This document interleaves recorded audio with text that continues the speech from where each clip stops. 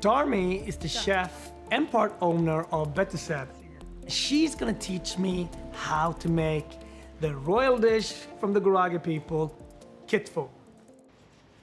To make Kitfo, we need really nice, clean beef. So we have these beautiful pieces that you cleaned. What does the word Kitfo means? I think anything you chopped it small pieces. Yeah, so anything anything chopped. is chopped, they call it kitfo. Kitfo is like, very special for us. It's like a Japanese sushi, Poor or rich, everyone eats kitfo. Darmi is an amazing cook.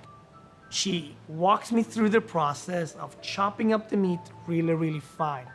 You add spices such as bishop seeds, black cardamom, cumin, fenugreek, and then you want to toast them up because that's sort of how the spices opens up, and that's how you get the most flavor out of the spices. Okay.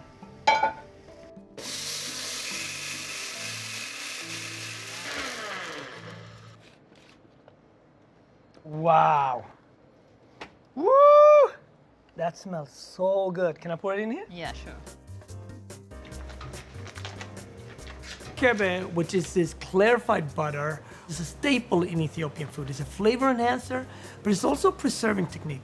It's literally a butter that you simmer, and you take all the milk products out, and then at the same time, you're adding in all the spices. That's beautiful. Let me show you something. Yeah. This smells very similar to oregano, but it has a little bit more grassier feel than oregano. Yes. Nice. Kebe, which is used very carefully in Ethiopian cooking, is one of the reasons why you get almost that umami taste in Ethiopian food. A great kebe can be up to 6 months to a year old. It will never go bad unless you put your fingers into it. Just a little dollop of this, half a teaspoon or so, will change the entire flavor of a dish.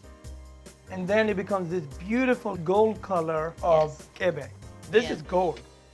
Now comes the blending of the kitfo, right? Yes, yes. Add in this labor of love to infuse our kitfo. Kitfo, yes. I get the first taste. Oh, wow. Again, right? This is amazing.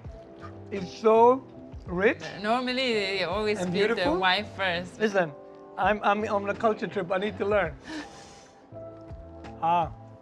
This is so beautiful.